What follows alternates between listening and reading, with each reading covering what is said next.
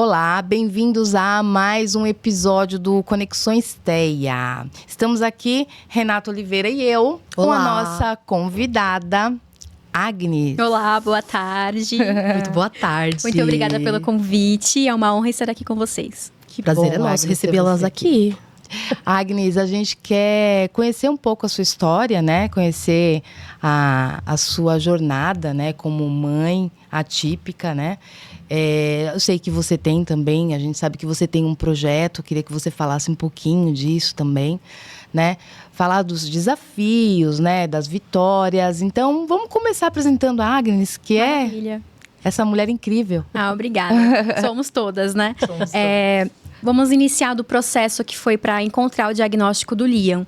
É o meu filho, ele hoje tem 4 anos, ele é uma criança incrível, tem muitas coisas nele que ele faz, assim, que eu acho incrível, porque o Liam, ele ainda não fala, ele também não anda, mas não é como se houvesse algum empecilho físico que impedisse ele de andar. Ele não anda porque ele ainda não entendeu que ele pode andar sozinho. Então, são diversos desafios que nós enfrentamos nesse processo. Quando eu comecei a perceber isso, o Liam tinha 9 meses de idade, né? Ele parou de alcançar os marcos do desenvolvimento. A gente vai acompanhando na nossa neurose materna, né? Primeiro filho. E quando ele parou de alcançar esses marcos, eu já percebi que tinha alguma coisa que não estava caminhando corretamente. Foi quando eu procurei pediatra e veio aquelas notícias. É normal, época de pandemia é assim mesmo. As crianças não saem de casa, não têm contato com outras crianças. E ficou nesse debate todo, mas no meu coração eu sabia que tinha alguma coisa ali que não estava de acordo. E foi passando o tempo, o Liam não tinha a autonomia motora do pescoço para baixo. Ele não conseguia pegar nada, não conseguia fazer o rolamento de uma criança comum, não conseguia, ele não engatinhou, ele não engatinha até hoje. E tudo isso foi acontecendo, aí começou as pesquisas genéticas, partiram para outro princípio, que foi a pesquisa genética. O Liam fez diversos exames de sangue, de imagem, e todos deram negativo. Foi quando tivemos a notícia de que, olha, todos os exames genéticos que foram possíveis fazer, nós fizemos, e o Liam não tem nenhuma alteração, nem de imagem, nem cognitiva. Olha o Liam ali, que coisa mais linda. E no final, a neuropediatra e os geneticistas fecharam no diagnóstico de autismo. E o Liam ficou no nível 3 de suporte, porque ele precisa de muito auxílio ainda. Como ele não fala, tem apraxia de fala, ele ainda não anda também. E teve o diagnóstico, eu poderia ter ficado muito desesperada. Mas foi um período tão extenso, de 9 meses até os 3 anos, sem que saber. Quando veio o diagnóstico... Foi tipo alívio. Foi um alívio tremendo receber, porque a partir dali já sabíamos por onde que nós iríamos seguir para poder auxiliar o Liam. Obviamente, falando sobre condições, né? Eu dependo do sistema público de saúde, do sistema público educacional. Então, tudo que o meu filho tem acesso hoje é público. E a gente sabe que demora um pouquinho para conseguir algumas situações dentro dos órgãos públicos. E até hoje, o Liam está na fila do SUS. E eu fiquei pensando, né? Quanto tempo que eu iria ter perdido se eu ficasse só na espera do SUS? Então, muitas coisas que eu fui fazer com o Liam em casa, eu fiz por conta própria. Então, a gente foi estudando, aplicando coisas em casa. E quando dava um jeitinho aqui, a gente pagava alguma terapia ali, aprendi um pouquinho mais, porque nesse processo, eu acho muito incrível que nós encontramos muitas profissionais que eram também mães atípicas. Então, elas não visavam o lucro, elas visavam auxiliar de fato para que nós conseguíssemos alcançar a independência dele de alguma forma. Então, isso para mim foi incrível. Me deparar com profissionais desse tipo, que não pensavam em lucro, mas sim no, vou auxiliar você a ajudar o seu filho em casa. Empatia, né? Exatamente, empatia total. E fui aprendendo, fazendo em casa, e eu sempre tive muita vontade própria de ajudar as pessoas externamente, né? Antes de ter meu filho, inclusive. E quando veio o Liam, veio um propósito, que era esse propósito de conhecer o que é diferente. A gente tem um pouco de preconceito no começo, passa por aquele período de luto, aquela situação toda que é muita dor, muita solidão. E eu fiquei pensando, quantas mães não estão passando por isso nesse exato momento? E o que eu posso fazer para ajudá-las? Né? Oferecer algo que eu não tive, de repente, nesse começo. E foi onde nasceu o projeto Te Acolho com Fé. Procurei o apoio da minha igreja em relação a isso.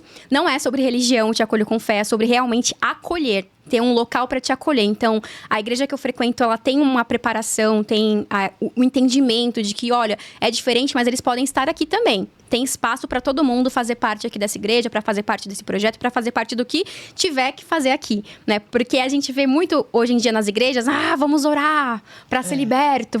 Não tem isso. Espiritual, né? Tudo espiritual. muito demoníaco, isso, aquilo outro. A gente sabe que passa por isso de fato. Vamos orar para ele melhorar, para ele ser curado.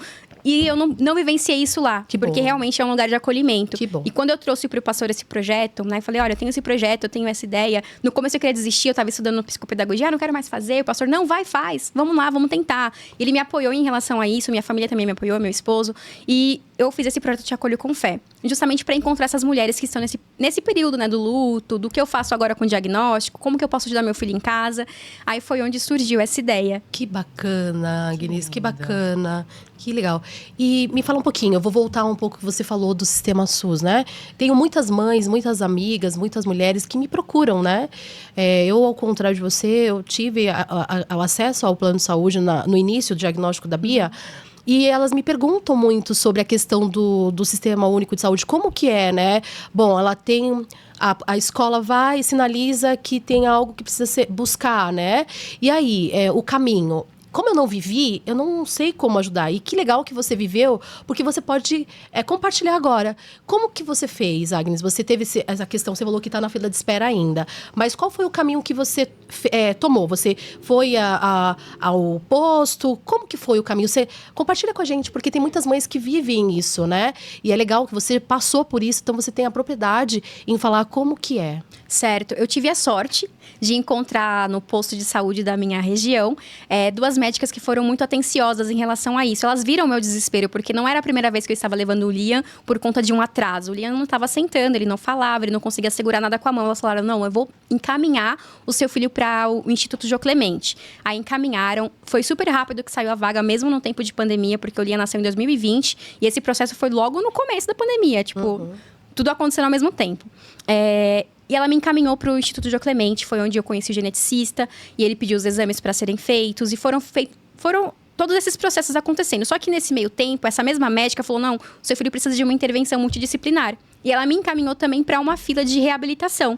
Nessa fila de reabilitação, o Liam chegou a fazer terapia pelo SUS, que foi lá no Luci Montoro, entrou na fila de espera, mas saiu super rapidinho, não demorou nem uns 4 meses, foi super rápido mesmo.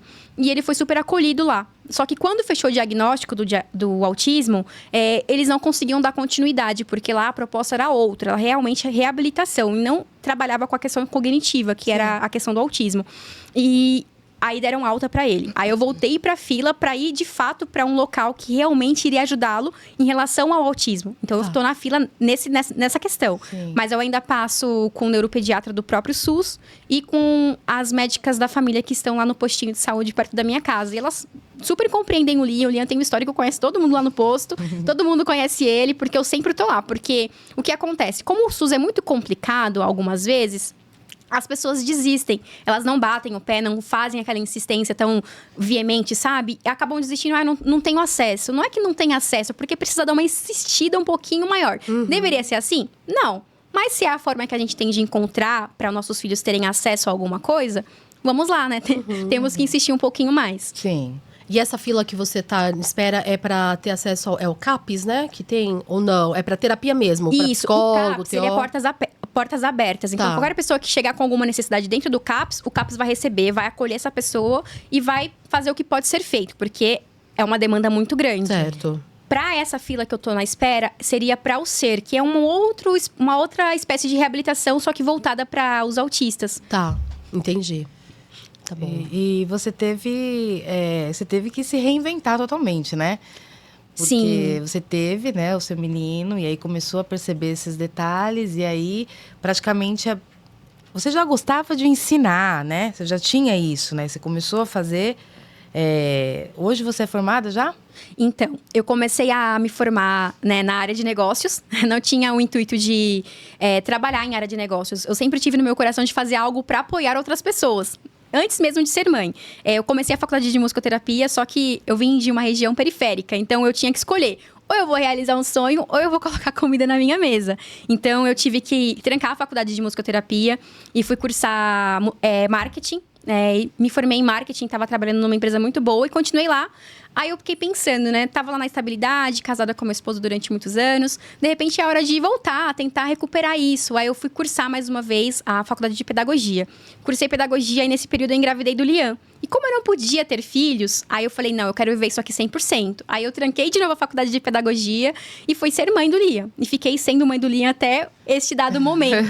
Só que quando nossos filhos nascem, eles são os nossos maiores combustíveis de tentar realizar qualquer coisa. Então, isso veio pra mim novamente. Nossa, eu quero realmente ajudar as pessoas. Então, o que eu posso fazer? Vou ajudar o meu filho e, consequentemente, ajudar os outros. Então, eu peguei todo esse conteúdo que eu tinha, todo esse processo que eu já tinha passado e decidi cursar psicopedagogia. Faltam 2 meses para eu me formar de fato em psicopedagogia. Que legal. E eu uso isso para ajudar também as pessoas que me procuram no Te Acolho com Fé, para fazer esse acolhimento não só das mães que precisam falar, precisam de algum auxílio, de alguma informação, mas também das crianças que precisem desse serviço de forma gratuita, por enquanto, porque ainda tenho que reconstruir a estrutura, porque tudo é muito novo ainda. Sim. E aí você fica ali entre, né, tá com sua criança, né? E acaba que você faz o que você sempre quis fazer, né? Exatamente. Ensinar seu filho, né? Auxilio muito o Lian em casa. E com o que eu aprendo com o Lian, eu procuro compreender outras crianças também. Porque os autistas, eles não são todos iguais. Os autistas, eles são indivíduos únicos. Assim como eu não sou igual a vocês e vocês não são iguais a mim. As pessoas normalmente tendem a colocar os autistas dentro de uma sacolinha, chacoalhar, autista, tudo igual. E não é assim. Não. Então, a singularidade do meu filho é diferente das outras crianças. Mas isso Exatamente. me mostra que ele é diferente aqui, ele é singular aqui, e outra criança também é. Mas dá pra trabalhar, né? Começar a trabalhar algo semelhante com as pessoas individualmente, sem colocar todo mundo num bolão, sabe? Então, eu tenho aprendido isso muito, porque eu tenho conhecido muitas mães, muitas crianças, que são diferentes uma das outras. E dá pra trabalhar bem legal com elas. Sim. Que bacana. É incrível. Muito legal. A primeira vez que eu vi a Agnes, eu vi um vídeo dela no status dela, né? Porque ela procurou a gente, né, pra saber um pouco mais sobre a natação inclusiva, né? E aí ela postou um vídeo, eu falei, gente, que menina incrível. Eu preciso levar ela lá para conversar com a gente. A gente vai colocar o seu Instagram, né, para você ter lá, né, as suas curtidas, né? A gente com certeza vai te apoiar. Quero que você apoie a gente também. Com certeza. Né, para a gente poder trazer mais mães aqui. A gente pede que Deus continue te iluminando. Amém. Te abençoando muito. Que você continue aí nessa jornada, sendo essa mãe incrível, né? Que você é, se reinventando a todo momento, né? Não vale chorar, né, gente?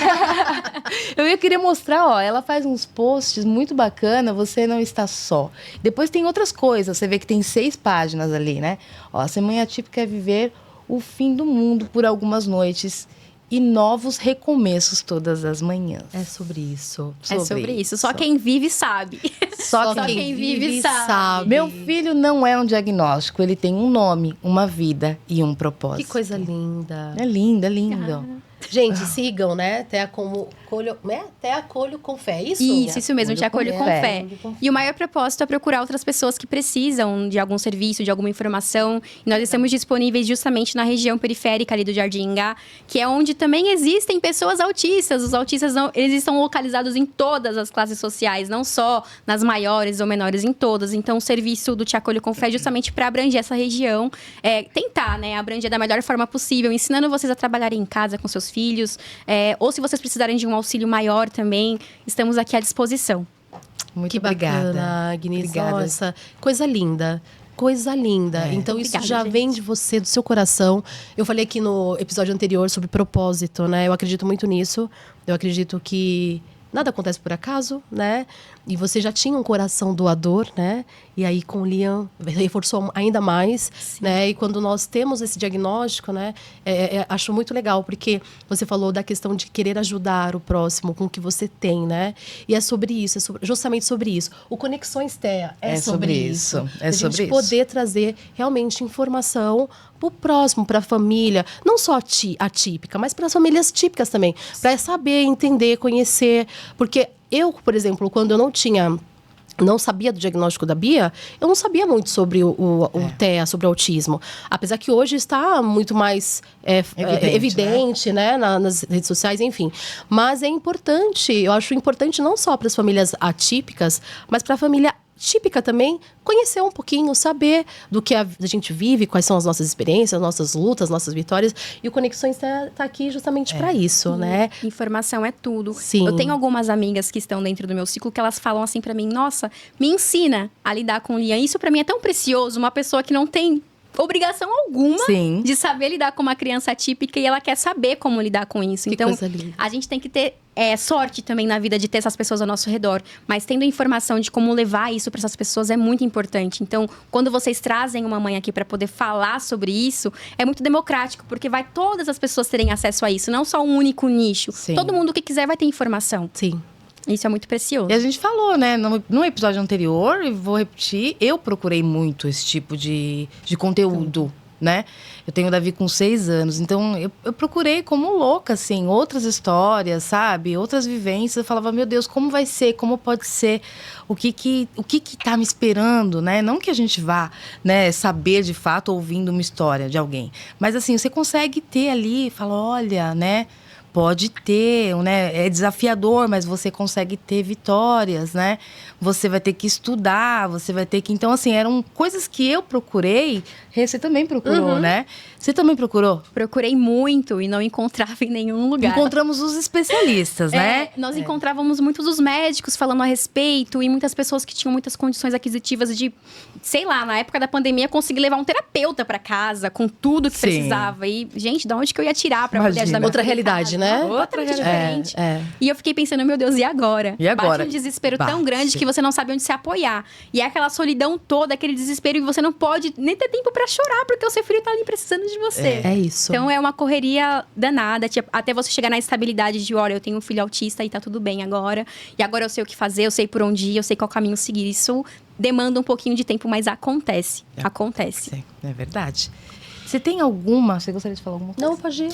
Você tem alguma mensagem que você gostaria de passar para as famílias, né? Para as mamães? Tem algo que você sente no seu coração que você poderia dividir? Algo de esperança, né?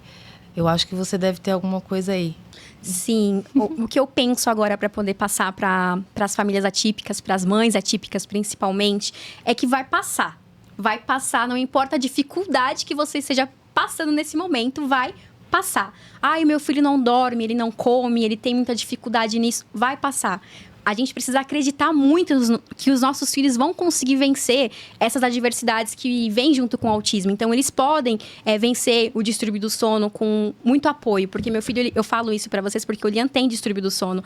Então, teve semanas que eu não dormia. Eu ficava 4 dias acordada, dormia 20 minutos porque ele tinha essa questão. Então, isso passou. Passou com o tempo, a gente vai se adaptando e isso vai passando. Então, você não tá sozinha nisso. Existem outras mães enfrentando a mesma situação que você. E para todas elas, vai passar. Vai passar. Acredite no seu filho, acredite em você mesmo como mãe, porque tudo isso passa e eles vão conseguir ter uma qualidade de vida melhor. Ai, Que coisa bom. linda, Muito é isso. Obrigada, gente. Obrigada Ai, mesmo, tá? Obrigada. Você foi muito generosa com a Sim. gente. Eu acho que a gente só tem gratidão. Obrigada, gente, Eu pelo sabia, convite. a gente sabia que ia ser incrível. Obrigada, gente. Obrigada, viu? Obrigada por todos compartilhar. Que Deus abençoe sua vida, sua família, seu filho, Amém. seu ministério, tá? Amém, obrigada. Que tudo que você faça, Deus esteja à frente, abençoando e te guiando pelo melhor caminho. Amém. Viu, Obrigada, Agnes? gente. Obrigada. Deus abençoe. Obrigada, viu, Agnes, mais uma vez. Então, gente, finalizamos mais um episódio. Obrigada pela sua audiência. Continue conosco e até o próximo episódio. Obrigada, pessoal. Tchau, Até tchau. logo.